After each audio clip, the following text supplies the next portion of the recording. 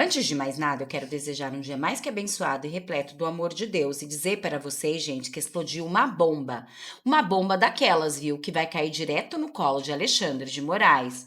Vocês lembram daquele pessoal do governo Trump que veio aqui no Brasil? E que a imprensa tentou dizer que era só visita protocolo? É, gente, o jogo virou, viu?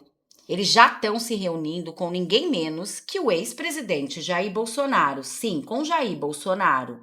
E o assunto, gente, é conversa de gente grande, viu? E quem está no centro disso tudo é ele mesmo, o ministro Alexandre de Moraes. Alexandre de Moraes no centro de tudo. E o que se sabe até agora, gente, é que o nome de Alexandre de Moraes dominou totalmente a conversa.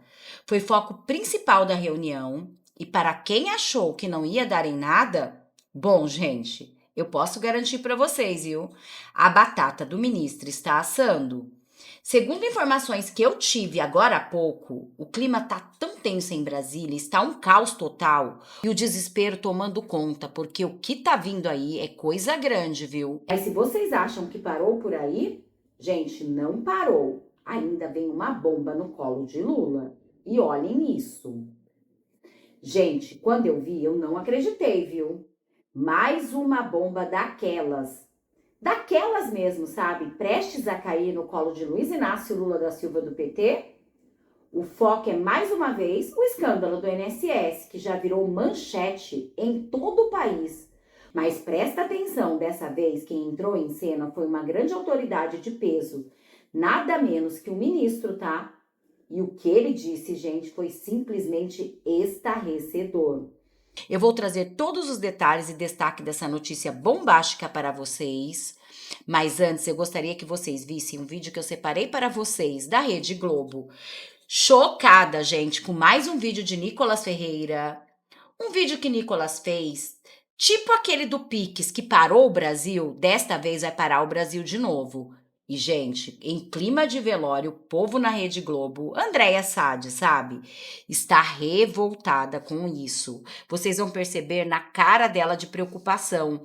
Vocês acreditam que estão articulando até mesmo dentro do Planalto por causa desse vídeo de Nicolas? É isso mesmo. Gente, só assista esse vídeo e vejam a cara de velório da jornalista da Globo. O desespero total está batendo, principalmente, segundo ela, viu? Dentro do Palácio do Planalto. E Nicolas, mais uma vez, deu um verdadeiro show. O deputado Nicolas Ferreira ontem fez um vídeo que viralizou nas redes sociais sobre a fraude no INSS, chamando de roubo dos velhinhos, dos aposentados. E esse vídeo acendeu um alerta no Palácio do Planalto. Conversei com integrantes do governo e também com integrantes da bancada do governo no Congresso. Eles estão preparando, está aqui no meu blog, uma reação. Estão orientando aliados a preparar um material, um roteiro ali, para ver como respondem a esse vídeo, que já tinha, até hoje mais cedo, 70 milhões de visualizações em menos de 24 horas. Por que tudo isso é muito importante? Porque eles têm um trauma do vídeo do Pix no comecinho do ano. Era previsível isso. É? O Nicolas, todo mundo estava esperando o vídeo do Nicolas. Será que o governo não podia ter se antecipado e já começado essa campanha para não ser só reativo? Tranquilo, se o Nicolas pôde fazer isso ontem, o governo podia ter feito anteontem, sim. E não ficou parado. Bom, gente, como vocês viram, o desespero está muito grande em relação a Nicolas Ferreira. E falando em Nicolas Ferreira, eu também preparei um vídeo dele para vocês, gente, aonde ele fala toda a verdade por trás do que estão tentando acusar Ramagem sobre aquela tentativa de golpe. Olhem este vídeo de Nicolas Ferreira também, como sempre ele dando um verdadeiro show e fazendo a bancada da esquerda simplesmente surtar. Vou explicar aqui para o povo brasileiro o que está acontecendo. Basicamente, o deputado Alexandre Ramagem, eleito pelo Rio de Janeiro, ele foi denunciado pela PGR pela participação de uma tentativa de golpe de Estado. As denúncias tinham ali alguns crimes. Primeiro, organização criminosa armada. Relembro aos senhores que não foi encontrado nenhuma, sequer, arma de fogo no dia 8, a não ser, de fato, um estilingue. Tentativa de abolição violenta do Estado Democrático de Direito, golpe de Estado e dano qualificado e deteriorização de patrimônio tombado. Ramagem que nem estava lá.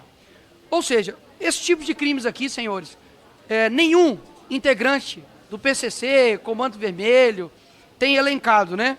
Até mesmo porque os Estados Unidos sugeriu colocar PCC e CV como terroristas aqui no Brasil e o governo Lula rejeitou. Ou seja, pessoas que depredam patrimônio público, terroristas, pagam 14 anos, PCC e Comando Vermelho que traficam, destroem a nossa sociedade, não podem ser considerados terroristas. Enfim, deu prosseguimento constitucional e pelo artigo 53, eu estou com ela aqui, ou se você quiser usar ela aí para poder segurar sua porta, segurar um livro aí, é mais útil do que hoje. Mas, mesmo assim, no artigo 53, no parágrafo 3º, diz o seguinte: recebida a denúncia contra o senador ou deputado, que é o caso do delegado Ramagem, por crime ocorrido após a diplomação, o STF dará ciência à casa respectiva, que por iniciativa de partido político nela representado e pelo voto da maioria de seus membros, poderá até a decisão final sustar o mandamento da ação. Repito, sustar o andamento da ação.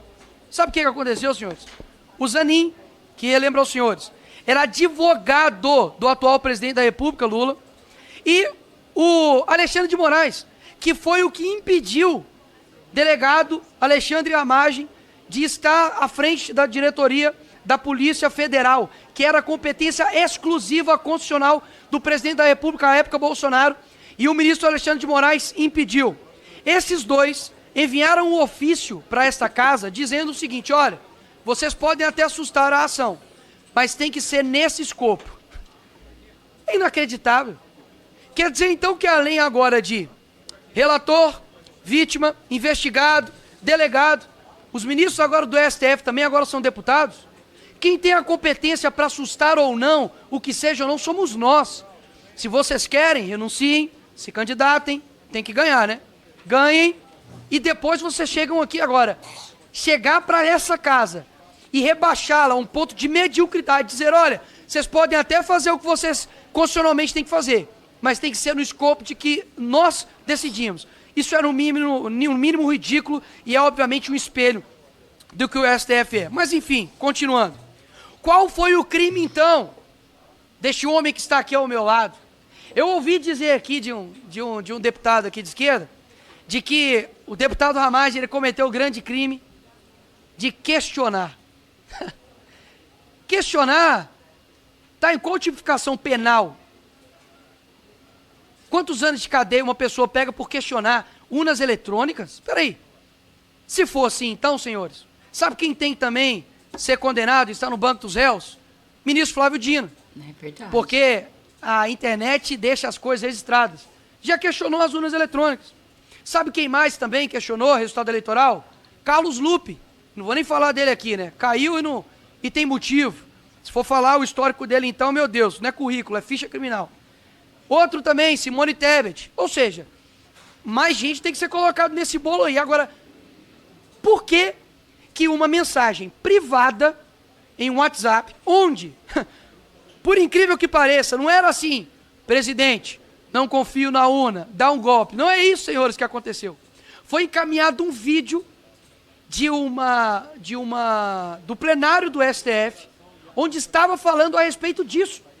Ou seja, o Brasil não é que, Nicolas, o Brasil vai virar a Venezuela, olha que mentira. Nenhuma igreja foi fechada. Vocês estavam falando que o Brasil ia virar Venezuela, olha que mentira. Verdade? Porque o fato da tirania não ser exercida pelo presidente da República, ele é utilizado pelo jurídico. Porque o Lula bate com a mão do outro, né? Usa Flávio Dino como ministro da Justiça para poder perseguir deputados. Usa a Polícia Federal para poder perseguir deputados, como o deputado Carlos Jordi, e fala na tribuna. Usa o aparato estatal para poder perseguir deputados e querendo colocar na cadeia, porque cometeu o grande crime de botar uma peruca. Agora, dinheiro na cueca, senhores, tá tudo bem. Rachadinha passa impune. Ou seja, são essas mesmas pessoas que estão acusando um deputado federal eleito pelo povo de Rio de Janeiro de cometer o grande crime de questionar. O segundo crime alencado a ele foi a utilização de um software para monitorar, supostamente, opositores. Sendo que, olha que loucura, a licitação desse software acabou muito antes da data que supostamente eles teriam feito essa investigação, esse monitoramento. Ou seja, também, mais uma vez, cai por terra. E o delegado Ramagem não comprovou isso com fontes Arial, não. Fontes do Tororó, não. Foi com documentos da CGU. Então, o que eu quero deixar aqui claro, senhores, não quero estender demais aqui também a minha fala, é que o povo brasileiro está percebendo que nós não estamos em uma democracia plena. Pelo contrário, isso aqui já foi rasgado há muito tempo. Artigo 53 da Constituição, senhor presidente, que não abarca somente eu ou deputados de direita, não. Abarcam todos nós. E eu jamais, Cajado, irei pedir a cassação ou a prisão de um deputado por suas opiniões, votos ou palavras, porque eu respeito essa Constituição, por mais desrespeitada que ela seja. Só que o contrário não faz.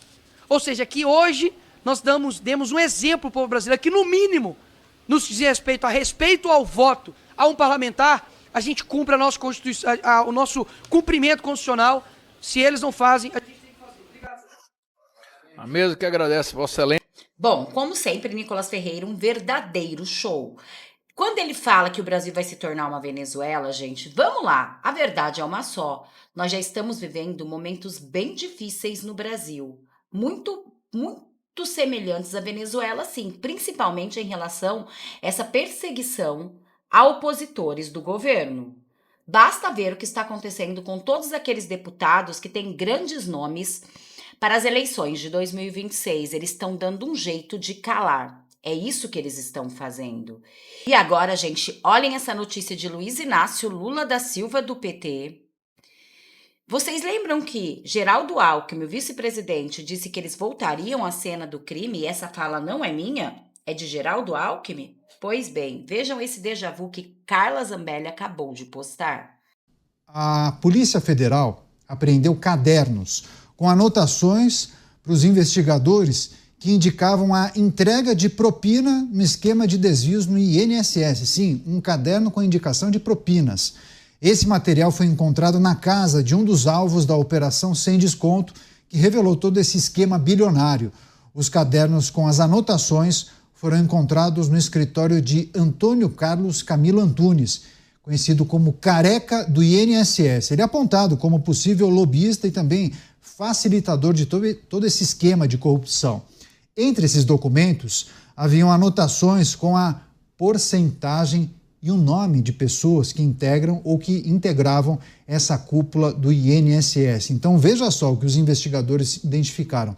Um caderno com as anotações daqueles que recebiam as propinas, inclusive com os percentuais dos valores. Então, indícios importantes no avanço das investigações da Polícia Federal, que apreendeu esses cadernos. Chamar o Mota para trazer as indicações e os apontamentos dele em relação a essa nova notícia, essa informação que veio à tona, que chegou à tona hoje. Mota. Um minutinho, por favor, um minutinho. A gente falava outro dia sobre tecnologia, sobre a necessidade de usar tecnologia para impedir a fraude. Não precisa tecnologia, tá vendo? A tecnologia da fraude é antiga, é analógica, é caderno, é percentual. São aquelas coisas tradicionais da política brasileira. É a tecnologia do suborno, uma tecnologia que o Brasil detém e domina muito bem. Ó como tá escrito aqui, já vimos esse filme no Petrolão. Quem viu o Petrolão vai lembrar muito bem disso, gente. É o que disse Geraldo Alckmin, né? Eles voltaram, aspas, fala do vice-presidente, né, gente? Voltaram para a cena do crime. E tá aí, para quem quiser ver. E agora, gente, olhem esse mega escândalo. Ministro do TCU atropela colega e determina que INSS diga como vai devolver os descontos indevidos. Até que, enfim, alguém de coragem, né? Segundo a Metrópolis revelou, a fraude do INSS, por meio na qual a entidade realizaram descontos indevidos em aposentados, o caso é investigado no TCU. O ministro do Tribunal de Contas da União, Bruno Dança, determinou nesta terça-feira, dia 6, que o Instituto Nacional de Segurança Social, INSS, explique em até 15 dias como irá devolver os valores descontados indevidamente de aposentados por entidades associativas. O esquema do criminoso foi revelado em série de reportagens do Metrópolis. A fraude ultrapassa 6 bilhões. A decisão tomada por Bruno Dantas escancara a racha dentro do Tribunal de Contas. Isso porque existe desde 2023 um outro processo do TCU sobre o mesmo assunto da farra do INSS. Essa outra ação, contudo, está sob a relatoria do ministro Haroldo Cedras, que tem sido acusado pelos colegas, inclusive publicamente, de não dar celeridade nas investigações. Racha dentro do Tribunal de Contas da União. É racha dentro do STF, o Tribunal de Contas da União. Quando se trata de governo Lula, sempre tem uma racha. Sempre tem alguém que tem um pouco mais de coerência, né, gente? E não concorda com esses absurdos. Mas vocês acham que as bombas pararam por aí? Não. É uma sucessão de bombas no colo de Lula. Olhem isso. Atordoado e incapaz, o Estadão critica inação de Lula em escândalo do INSS. O jornal aponta omissão do governo federal depois de operação que revelou descontos ilegais em benefício da Previdência. Vamos entender? Em um editorial publicado nesta quarta-feira, hoje dia 7, o jornal Estado de São Paulo fez uma crítica à resposta do governo Lula à operação sem desconto, que revelou um esquema de desconto indevidos dos beneficiados de aposentados do INSS. Segundo o texto, aspas, o governo ainda parece atordoado e incapaz de reagir à altura do escândalo, especialmente por não ter demitido imediatamente o então ministro da Previdência, Carlos Lupe, cuja permanência no cargo era insustentável desde o primeiro dia da crise. A crítica se estende à escolha de Ronei Queiroz, braço direito de Lupe, para comandar a pasta. Apesar de seu envolvimento em medidas que facilitaram o esquema, o editorial lembra que, como o deputado Queiroz foi coautor de uma emenda que adiou a necessidade de revalidar anualmente os débitos em folha de pagamento, o que abriu a brecha para as fraudes. Tem também, gente, um pedido de uma aliada de Bolsonaro no caso da Maris Alves, e tem um vídeo sobre isso aqui no canal, dá uma olhadinha lá, que ela pediu impeachment urgente. Pediu para sair, ser afastado, porque ele está totalmente envolvido também. E agora, gente, a notícia que vai abalar Brasília, que vai cair como uma bomba no colo do ministro do STF, Alexandre de Moraes. E por mais que eles estavam tentando dizer que não era verdade, olhem isso. Isso sim vai derrubar Alexandre de Moraes de vez, porque é Jair Messias Bolsonaro que está se reunindo com uma figura importantíssima dos Estados Unidos. Segundo Paulo Capelli, Bolsonaro e assessor do governo Trump conversam sobre Moraes. Bolsonaro e Ricardo Pitta, assessor do governo Trump, conversaram sobre o ministro Alexandre de Moraes em reunião. Bolsonaro e Ricardo Pitta, assessor do governo Trump, conversaram sobre o ministro Alexandre de Moraes na reunião que tiveram na casa do ex-presidente brasileiro na segunda-feira, dia 6, em Brasília. Pitta é assessor sênior do Escritório de Assunto Hemisfério do Ocidente no Departamento de Estado, o que é equivalente ao nosso Ministério das Relações Exteriores, portanto, nome bem de peso ligado a Trump. E vocês acham mesmo que Bolsonaro vai ficar calado diante de tanta perseguição à direita? A gente sabe que não. E é aí que vai começar as sanções. Já, gente, é por isso que tem tanto desespero, porque segundo informações que eu fiquei sabendo, não é só o Alexandre de Moraes não, viu? Todos aqueles ligados a ele podem sofrer sanções, sim. E principalmente o PGR, tá? E no encontro, Bolsonaro afirmou que o ministro do STF persegue opositores pelo governo Lula. Detalhes da conversa serão repassadas ao chefe do Departamento do Estado, Marcos Rubio. É lógico que Bolsonaro, estrategista, não vai jogar tudo no ventilador e dizer o que foi conversado, né? Ele sabe muito bem como funciona o nosso judiciário aqui. E ele ainda vai ser muito mais perseguido. Então, eles estão agindo na estratégia, uma verdadeira carta na manga. E quando eles menos esperar, bingo! Acabou a farra desses ministros do STF e também do governo Lula. Bom, gente, essa é a minha opinião, né? E a de vocês? Eu quero saber. Em fevereiro, a área que Pitta atua emitiu uma nota direcionada a Moraes, afirmando haver censura no Brasil. O comunicado foi replicado pela Embaixada dos Estados Unidos. Já o chefe da área de sanções dos Estados Unidos, David Gamble, frustrou Eduardo Bolsonaro e não se reuniu com a família do ex-presidente no Ministério da Justiça. O norte-americano recebeu uma negativa do governo Lula ao pleito de classificar o PCC e o CV como organização terrorista. É isso mesmo, gente. O governo Trump, para quem não está sabendo, queria trazer aqui David Gamble para resolver esse negócio de segurança entre as organizações criminosas PC e CVV, para dar como terrorista. Só que o governo Lula negou isso. Vocês acreditam? Bom, gente, eu vou ficando por aqui para o vídeo não ficar muito longo, desejando um dia mais que abençoado e repleto do amor de Deus. Só não esquece de curtir e compartilhar esse vídeo com o máximo de pessoas que vocês conseguirem. E se não é inscrito no canal, se inscreve no canal, gente. É só se inscrever no canal e vir fazer parte dessa família de direita, você também. Muito obrigada a todos, até um próximo vídeo.